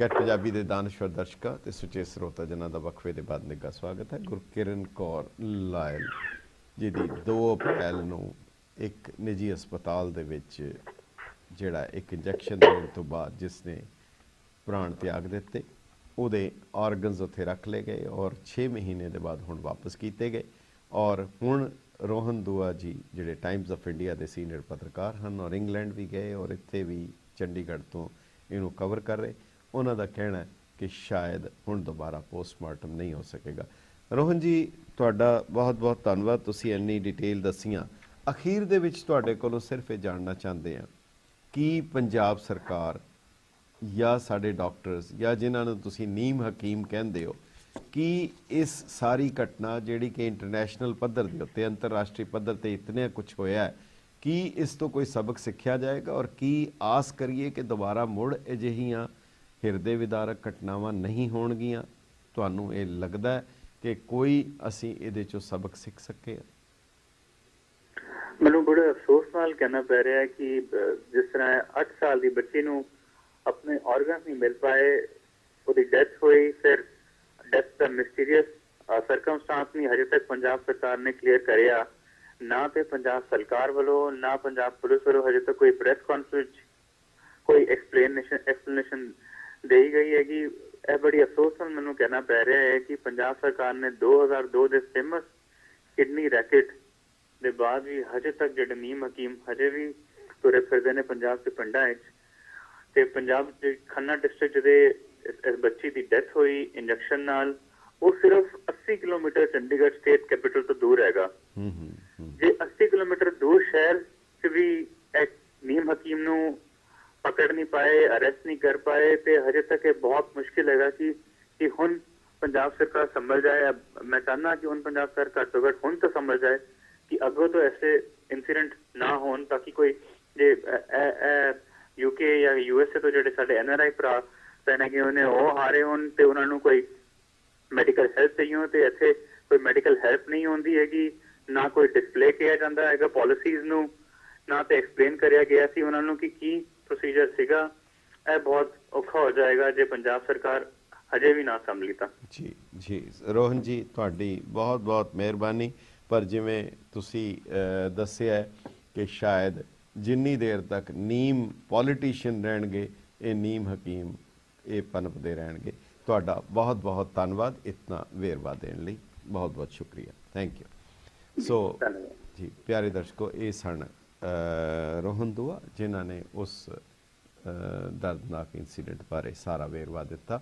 ਤੁਸੀਂ ਸਾਨੂੰ ਕਾਲ ਕਰ ਸਕਦੇ ਹੋ 516 825 0006 ਦੇ ਉੱਤੇ ਔਰ ਆਪਣੇ ਵਿਚਾਰ ਦੇ ਸਕਦੇ ਹੋ, ਕਿਉਂਕਿ ਜਿਸ ਤਰੀਕੇ ਦੇ ਨਾਲ ਇਹ ਘਟਨਾ ਵਾਪਰੀ ਹੈ, ਜਿਸ ਤਰੀਕੇ ਦੇ ਨਾਲ ਇਹ ਸਾਰਾ ਕੁਝ ਹੋਇਆ ਹੈ ਕਿ ਇਤਨੀ ਦੂਰ ਪੰਜਾਬ ਦੇ ਵਿੱਚ ਜਦੋਂ ਪਰਿਵਾਰ ਗਿਆ ਹੈ ਤਾਂ ਇਹ ਜਿਹੜੀ ਕੋਈ ਵੀ ਤਕਲੀਫ ਆਣੀ ਇਹ ਕੁਦਰਤੀ ਹੈ, ਕਿਸੇ ਨੂੰ ਵੀ ਕਿਸੇ ਵੇਲੇ ਵੀ ਆ ਸਕਦੀ ਹੈ। ਪਰ ਘੱਟੋ ਘੱਟ ਬੁਨਿਆਦੀ ਸਹੂਲਤਾਂ ਦੀ ਬੰਦਾ ਆਸ ਕਰਦਾ, ਔਰ ਉਸ ਦੇ ਬਾਅਦ ਜਿਹੜੀ ਉੱਥੇ ਪੰਜਾਬ ਦੇ ਵਿੱਚ ਪਟਿਆਲੇ ਦੇ ਵਿੱਚ ਉਹਨਾਂ ਨੂੰ ਵੱਡੇ ਹਸਪਤਾਲ ਰਜਿੰਦਰਾ ਮੈਡੀਕਲ ਕਾਲਜ ਦੇ ਵਿੱਚ ਹਸਪੀਟਲ ਦੇ ਵਿੱਚ ਲੈ ਕੇ ਗਏ, ਪਰ ਬਾਅਦ ਵਿੱਚ ਜਦੋਂ ਉਸ ਦੀ ਹਾਲਤ ਵਿਗੜ ਗਈ ਤਾਂ ਉਹ ਖੰਨੇ ਦੇ ਇੱਕ ਨਿੱਜੀ ਹਸਪਤਾਲ ਦੇ ਵਿੱਚ ਲਿਜਾ ਕੇ ਉਸ ਨੂੰ ਜ਼ੇਰੇ ਇਲਾਜ ਕੀਤਾ ਗਿਆ ਔਰ ਕਿਹਾ ਗਿਆ ਕਿ ਡੀਹਾਈਡਰੇਸ਼ਨ ਹੋ ਗਈ ਹੈ। ਪਰ ਡੀਹਾਈਡਰੇਸ਼ਨ ਦੇ ਬਾਅਦ ਉਸ ਨੂੰ ਗੁਰਕਿਰਨ ਕੌਰ ਲਾਇਲ ਨੂੰ ਉਹਨਾਂ ਨੇ ਕੋਈ ਇੰਜੈਕਸ਼ਨ ਦਿੱਤਾ, ਸ਼ਾਟ ਦਿੱਤਾ, ਔਰ ਜਿਹਦੇ ਬਾਅਦ ਉਹ ਦਮ ਤੋੜ ਗਈ। ਇੱਥੇ ਤੱਕ ਤਾਂ ਜਿਹੜਾ ਸੀਗਾ ਪਰਿਵਾਰ ਨੇ ਉਸ ਸਦਮੇ ਨੂੰ ਝੇਲਿਆ, ਔਰ ਬਾਅਦ ਵਿੱਚ ਉਸ ਦੀ ਸਰੀਰ ਨੂੰ ਲੈ ਕੇ ਜਦੋਂ ਵਾਪਸ ਇੰਗਲੈਂਡ ਆਏ, ਪੋਸਟਮਾਰਟਮ ਦੇ ਬਾਅਦ ਸਰਕਾਰ ਨੇ ਪੋਸਟਮਾਰਟਮ ਕਰਵਾਇਆ, ਕਿਉਂਕਿ ਪਰਿਵਾਰ ਨੇ ਇਹ ਖਦਸ਼ਾ ਜ਼ਾਹਿਰ ਕੀਤਾ ਸੀ ਕਿ ਸਾਨੂੰ ਸ਼ੱਕ ਹੈ ਇਸ ਦੇ ਉੱਤੇ ਕਿ ਇਸ ਦੇ ਨਾਲ ਖਦਸ਼ਾ ਜਦੋਂ ਸ਼ੱਕ ਜ਼ਾਹਿਰ ਕੀਤਾ ਤਾਂ ਕੁਦਰਤੀ ਤੌਰ ਦੇ ਉੱਤੇ ਇਸ ਦੀ ਪੁਲਿਸ ਰਿਪੋਰਟ ਹੋਈ ਔਰ ਉਹਦਾ ਪੋਸਟਮਾਰਟਮ ਕਰਨਾ ਜ਼ਰੂਰੀ ਸੀਗਾ। ਔਰ ਪੁਲਿਸ ਦੇ ਪੋਸਟਮਾਰਟਮ ਦੇ ਬਾਅਦ ਜਦੋਂ ਉਸ ਦੇ ਸਰੀਰ ਨੂੰ ਵਾਪਸ ਦੇ ਦਿੱਤਾ ਗਿਆ ਪਰਿਵਾਰ ਨੂੰ, ਪਰਿਵਾਰ ਉਸ ਨੂੰ ਲੈ ਕੇ ਵਾਪਸ ਇੰਗਲੈਂਡ ਪਰਤਿਆ, ਔਰ ਇੱਥੇ ਆ ਕੇ ਜਦੋਂ ਉਹਨਾਂ ਨੇ ਦੇਖਿਆ, ਦੁਬਾਰਾ ਪੋਸਟਮਾਰਟਮ ਦੀ ਗੱਲ ਹੋਈ, ਉੱਥੇ ਦੀ ਬ੍ਰਿਟਿਸ਼ ਜਿਹੜੇ ਲੰਡਨ ਦੇ ਵਿੱਚ ਹਸਪੀਟਲ ਸੀ ਉਹਨਾਂ ਨੇ ਕਿਹਾ ਕਿ ਇਸ ਦਾ ਦੁਬਾਰਾ ਪੋਸਟਮਾਰਟਮ ਕਰਨਾ ਪੈਣਾ, ਤਾਂ ਉਹਨਾਂ ਨੇ ਦੇਖਿਆ ਕਿ ਉਸ ਦੇ ਸਰੀਰ ਦੇ ਕੁਝ ਅੰਗ ਨਹੀਂ ਸਨ ਜਿਹੜੇ ਕਿ ਵੈਸੇ ਨਾਰਮਲ ਪ੍ਰੋਸੀਜਰ ਦੇ ਮੁਤਾਬਕ ਰੱਖ ਲਏ ਜਾਂਦੇ ਹਨ। ਪੋਸਟਮਾਰਟਮ ਦੇ ਵੇਲੇ ਉਹ ਕੱਢੇ ਜਾਂਦੇ ਹਨ, ਕਈ ਪੂਰੇ ਅੰਗ ਔਰ ਕਈ ਉਸ ਦੇ ਟੁਕੜੇ। ਪਰ ਇਸ ਕੇਸ ਦੇ ਵਿੱਚ ਉਹਨਾਂ ਨੇ ਵਾਪਸ ਮੰਗ ਕੀਤੀ ਕਿ ਸਾਨੂੰ ਉਹ ਅੰਗ ਦੁਬਾਰਾ ਭੇਜੇ ਜਾਣ, ਪਰ ਕਾਫੀ ਰਿਮਾਈਂਡਰਸ ਦੇ ਬਾਅਦ ਔਰ ਬ੍ਰਿਟਿਸ਼ ਅਥਾਰਟੀਜ਼ ਦੇ ਕਹਿਣ ਦੇ ਬਾਵਜੂਦ ਉਸ ਦੇ ਵਿੱਚ ਕਾਫੀ ਦੇਰੀ ਕੀਤੀ ਗਈ, ਔਰ ਉਸ ਦੇ ਬਾਅਦ ਆਪਨੇ ਉਹ ਸਾਰੀ ਵਾਰਤਾ ਸੁਣੀ। ਅਸੀਂ ਤੁਹਾਡੇ ਨਾਲ ਇਸ ਵਿਸ਼ੇ 'ਤੇ ਵੀ ਗੱਲ ਕਰਾਂਗੇ, ਹੋਰ ਵੀ ਤੁਹਾਡੇ ਨਾਲ ਗੱਲਬਾਤ ਜਾਰੀ ਰਹੇਗੀ। ਤੁਸੀਂ ਆਪਣੇ ਵਿਚਾਰ ਜ਼ਰੂਰ ਦੇ ਸਕਦੇ ਹੋ 516 825 0006 ਦੇ ਉੱਤੇ ਕਿ ਐਸੀਆਂ ਘਟਨਾਵਾਂ ਕਿਸੇ ਹੋਰ ਨਾਲ ਮੁੜ ਨਾ ਵਾਪਰੇ, ਇਹਦੇ ਲਈ ਕੀ ਕੁਝ ਕੀਤਾ ਜਾ ਸਕਦਾ ਹੈ, ਜਾਂ ਸਿਰਫ ਇੱਕ ਕਿਸਮਤ ਦੇ ਉੱਤੇ ਇਸ ਨੂੰ ਛੱਡਿਆ ਜਾ ਸਕਦਾ ਕਿ ਇਹ ਕਦੇ ਵੀ ਕਿਸੇ ਨਾਲ ਵੀ ਕਦੀ ਕਿਧਰੇ ਵੀ ਵਾਪਰ ਸਕਦੀ ਹੈ। ਤੁਸੀਂ ਫੋਨ ਕਰਕੇ ਸਾਨੂੰ ਆਪਣੇ ਵਿਚਾਰ ਵੀ ਦੇ ਸਕਦੇ ਹੋ। ਇੱਕ ਵਕਫੇ ਦੇ ਬਾਅਦ ਮੁੜ ਹਾਜ਼ਰ ਹੋਵਾਂਗੇ।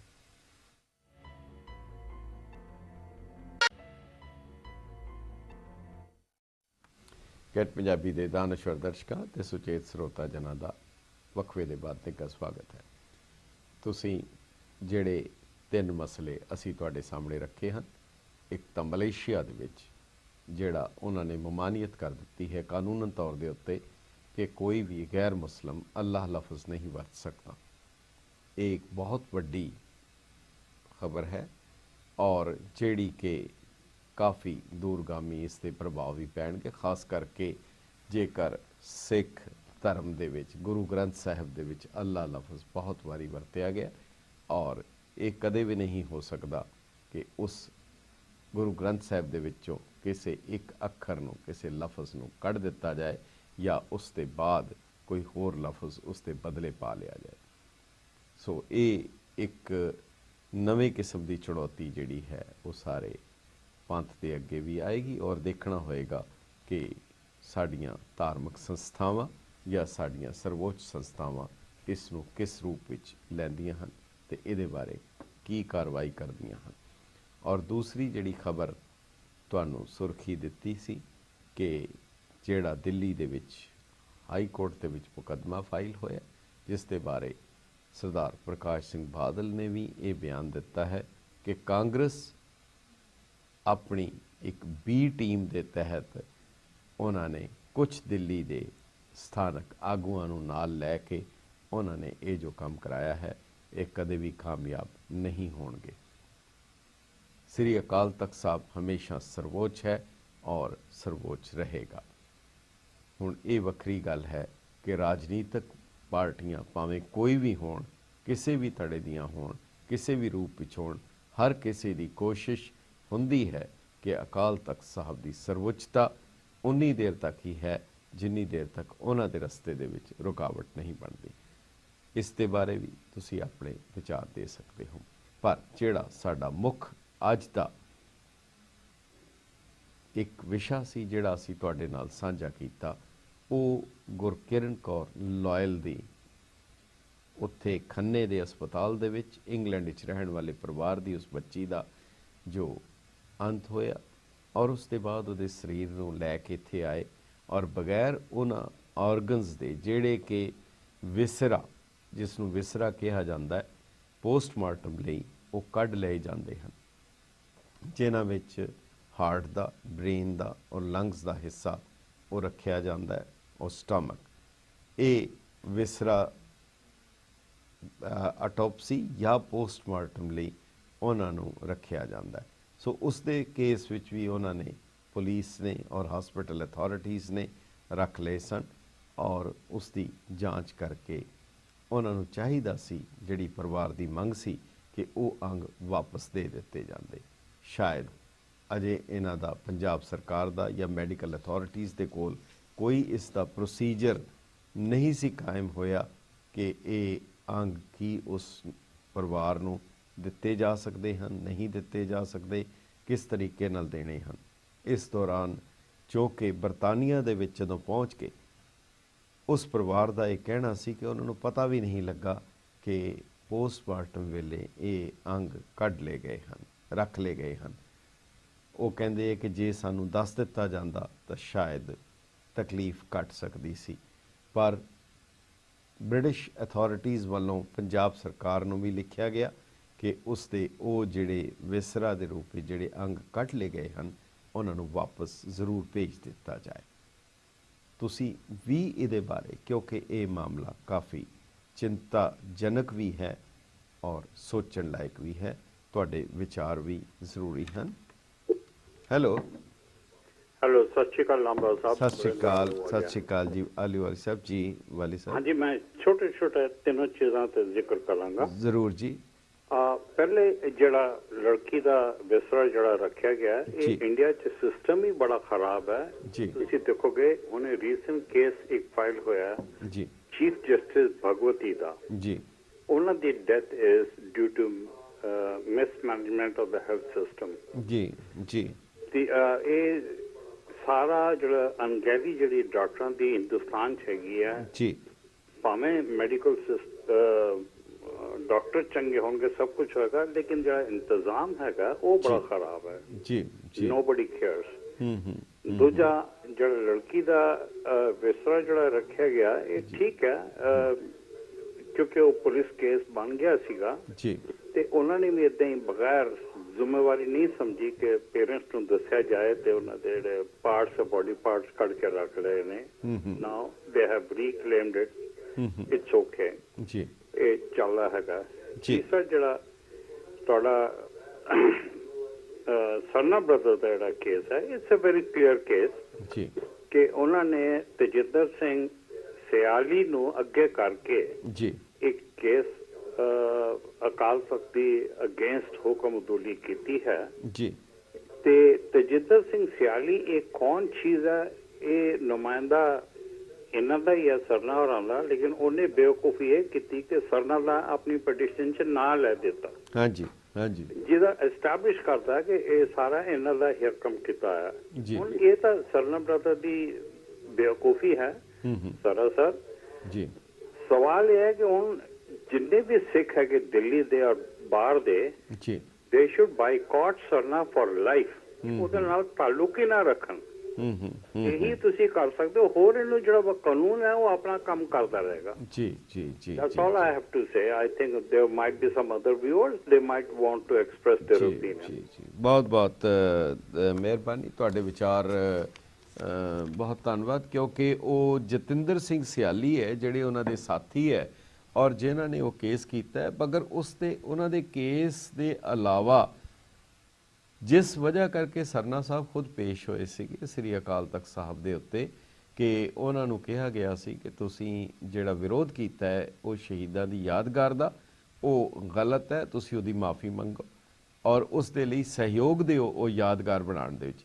ਉੱਥੇ ਮਾਫੀ ਮੰਗ ਕੇ ਆਏ, ਪਰ ਇਹ ਕੇਸ ਫਾਈਲ ਹੋਣ ਦੇ ਬਾਅਦ ਉਹਨਾਂ ਨੇ ਮੁੜ ਬਿਆਨ ਦਿੱਤਾ ਹੈ ਕਿ ਮੈਂ ਫਿਰ ਆਪਣੇ ਉਸ ਇਰਾਦੇ ਦੇ ਉੱਤੇ ਕਾਇਮ ਹਾਂ ਕਿ ਇਹ ਯਾਦਗਾਰ ਨਹੀਂ ਬਣਨੀ ਚਾਹੀਦੀ। ਇਹਦਾ ਮਤਲਬ ਹੈ ਇੱਕ ਪਾਸੇ ਧਾਰਮਿਕ ਤੌਰ ਦੇ ਉੱਤੇ ਵੀ ਉਸ ਗੱਲ ਦਾ ਪ੍ਰਗਟਾਵਾ ਕਰ ਰਹੇ ਹਨ ਔਰ ਦੂਜੇ ਪਾਸੇ ਜਿਹੜਾ ਆਪਣਾ ਸਾਥੀ ਹੈ ਜਿਸ ਤੋਂ ਜਿਹੜਾ ਕੇਸ ਜਤਿੰਦਰ ਸਿੰਘ ਸਿਆਲੀ ਨੇ ਕੀਤਾ ਹੈ, ਸ਼ਾਇਦ ਇਸ ਦਾ ਮਕਸਦ ਇੱਕੋ ਇੱਕ ਹੈ ਕਿ ਪੰਥ ਦੇ ਵਿੱਚ ਇਹ ਜਾਂ ਲੋਕਾਂ ਨੂੰ ਜਾਂ ਸਰਕਾਰ ਨੂੰ ਇਹ ਇੰਪ੍ਰੈਸ਼ਨ ਦੇਣ ਦੀ ਕੋਸ਼ਿਸ਼ ਕੀਤੀ ਜਾਏ ਕਿ ਸਾਰੇ ਸਿੱਖ ਜਿਹੜੇ ਹੈ ਉਹ ਅਕਾਲ ਤਖਤ ਸਾਹਿਬ ਨੂੰ ਜਾਂ ਇੱਕ ਅਥਾਰਟੀ ਨੂੰ ਨਹੀਂ ਮੰਨਦੇ, ਜਿਹੜਾ ਇਸ ਮੁਕੱਦਮੇ ਦਾ ਸ਼ਾਇਦ ਮਕਸਦ ਹੋ ਸਕਦਾ ਹੈ। ਪਰ ਆਉਣ ਵਾਲੇ ਸਮੇਂ ਲਈ ਇਸ ਤਰ੍ਹਾਂ ਦੀ ਫਿਰਤ ਬਹੁਤ ਖਤਰਨਾਕ ਹੋ ਸਕਦੀ ਹੈ। ਸਮਾਂ ਇਜਾਜ਼ਤ ਨਹੀਂ ਦਿੰਦਾ। ਤੁਸੀਂ ਆਪਣੇ ਵਿਚਾਰ ਜ਼ਰੂਰ ਈਮੇਲ ਕਰੋ lamba@getpunjabi.tv ਦੇ ਉੱਤੇ। ਇੱਕ ਹੋਰ ਪ੍ਰੋਗਰਾਮ ਮੁੜ ਲੈ ਕੇ ਫਿਰ ਹਾਜ਼ਰ ਹੋਵਾਂਗੇ। ਤਦ ਤੱਕ ਇਜਾਜ਼ਤ ਦਿਓ। ਵਾਹਿਗੁਰੂ ਜੀ ਕਾ ਖਾਲਸਾ, ਵਾਹਿਗੁਰੂ ਜੀ ਕੀ ਫਤਿਹ।